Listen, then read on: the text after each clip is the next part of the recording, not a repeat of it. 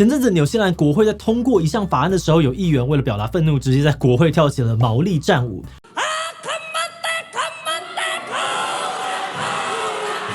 这举动不只是引起了全场的毛利人响应，就连台湾公视的短影片呢，都有高达77万人观看。甚至还有人说，我以为一言不合就唱歌的世界只有在迪士尼才会发生，到底是发生什么事？今天就让我们一起来聊聊纽西兰国会战舞事件吧。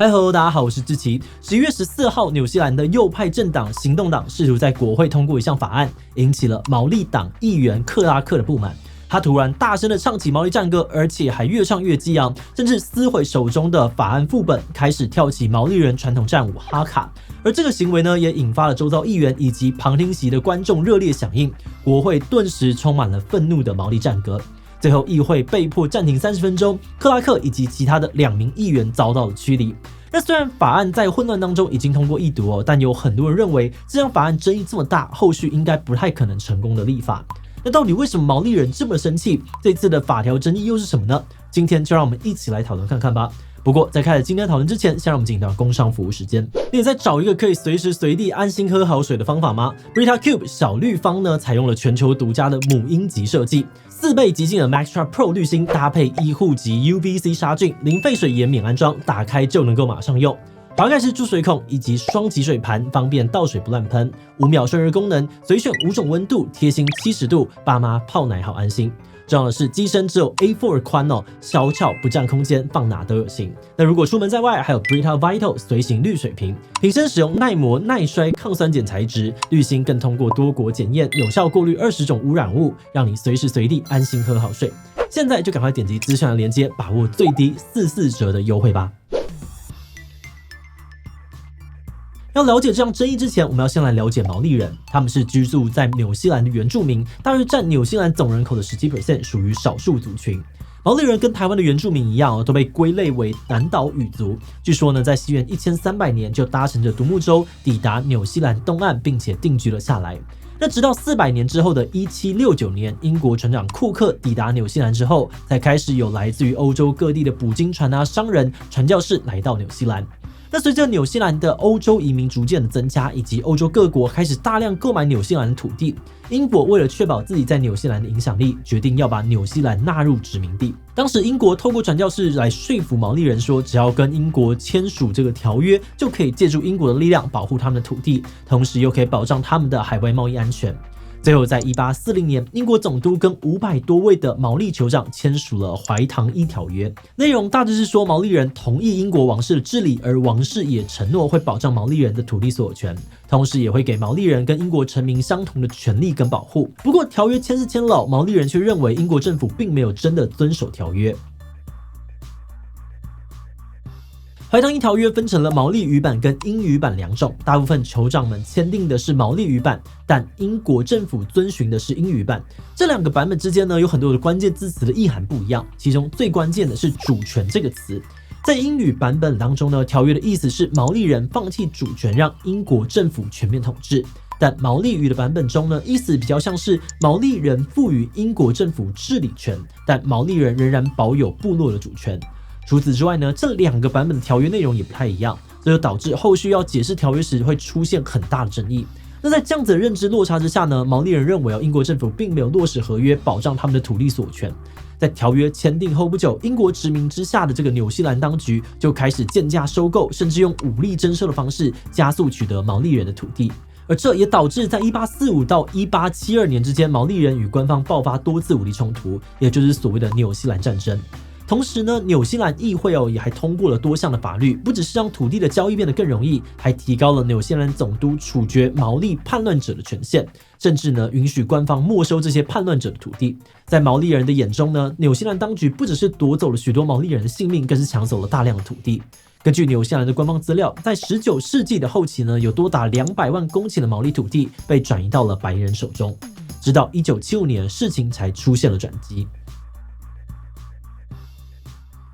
2次世界大战之后，纽西兰正式从英国独立。虽然纽西兰政府的组成并没有太大的变动，依旧是以英国白人移民后裔为主，但毛利人开始积极的参与政治，要求政府落实条约所保障的权利。而最关键的就是处理怀唐伊条约的法律位阶问题。过去怀唐伊条约呢，比较像是一个道德或者政治上面的指引，所以国会呢就可以定一些凌驾于条约之上的法律来影响毛利人的权利。那直到1975年，纽西兰议会通过怀唐伊条约法案，开始在纽西兰法律当中承认它的法律效力。后来呢，更是让条约上升到了立国文件、宪法文件的位阶。在过程当中政府呢不只设置了这个怀唐伊法庭，让毛利人可以提出申诉，厘清过去各种不公事件的真相，也让毛利人可以借此取得赔偿以及官方的道歉。那当然，落实怀唐伊条约并不是一步到位，而是在毛利人以及纽西兰社会的共同努力之下，慢慢修正成更理想的样貌。而现在呢，纽西兰法院在解释怀唐伊条约精神时，主要会采用3个条约原则，也就是3个 P。第一个呢是重视英国王室与毛利人建立的伙伴关系。再来呢是政府必须要保障毛利人的政治参与，最后呢是政府必须要积极的保护毛利人的自决权。不过，并不是所有的纽西兰人都支持怀唐伊条约，有部分的人认为它其实是在分裂纽西兰。纽西兰的右派小党行动党对于怀唐伊条约的条约原则不太满意。行动党的党魁西摩认为所有人在法律面前都应该是平等的，但条约原则定义了2个种族之间是伙伴关系，相当于呢是把纽西兰人分裂为不同的族群，就会让纽西兰人相信毛利人跟纽西兰白人各自拥有不同的权利和义务。所以西摩提案的条约原则法案呢，想要用另外的3个原则替换掉原本的怀唐伊条约原则，内容包含了第一个，纽西兰政府全权施政，议会呢拥有制定法律的全部权利，意思就是说国家不会再特别保障毛利人的自决权。再来呢是王室承认毛利部落在怀唐伊条约当中所拥有的权利，但只有在明确规定的情况之下，毛利人才会跟其他人享有不同的权利。最后是法律面前人人平等。那如果西摩提的条约原则法案在国会通过，就会交给这个纽西兰全民来公投决定是否要正式的立法。结果在一读程序当中呢，这项法案就收到来自各党的严厉批评。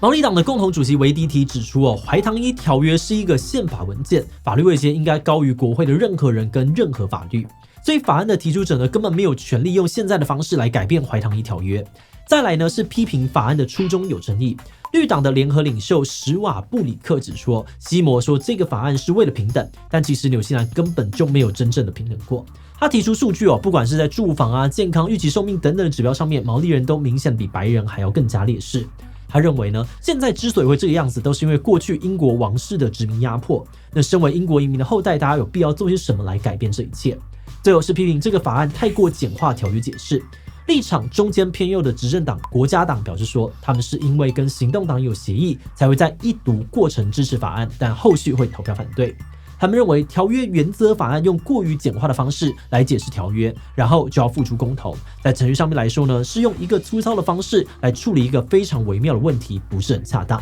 而纽西兰总理卢克森也表示说，不应该用一个过于简化的法案就否定过去184年来的辩论跟讨论。总而言之不管是纽西兰的左派还是右派都不太喜欢这个法案，所以大部分的媒体呢也都认为条约原则法案没有获得足够的支持，未来也不太可能闯关成功。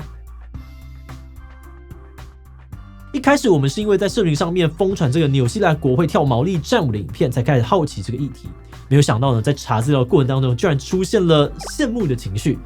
当然不是羡慕他们一言不合就跳战舞，而是很羡慕纽西兰不同立场的人都可以很坦然的一起讨论过去的历史。他们可以开诚布公的讨论过去的殖民压迫，而政府呢也会调查过去的不公事件，给予赔偿和道歉。而不同立场的人呢，也都可以各自的表达说，他们想要透过什么方式来抚平过去的伤痕。但在台湾，转型正义一直不是一个很容易推动的议题，也常常会引发两边截然不同的立场跟情绪。有些人认为转型正义是还原历史的真相，修复过去伤痕，让受害者得到应有的尊严。但也有不少人会感到愤怒或是焦虑，认为转型正义是在挑起这个族群的对立，甚至是某些政治势力的清算工具。那这样子的冲突跟对立，让我们在第一步，也就是厘清事实的层面就直接严重的卡关，然后大家在缺乏共同的资讯基础之下，就很难再去继续的讨论说该怎么样处理过去的历史伤痕。那么觉得这可能也是台湾的转型正义一直都很难推动跟落实的原因之一。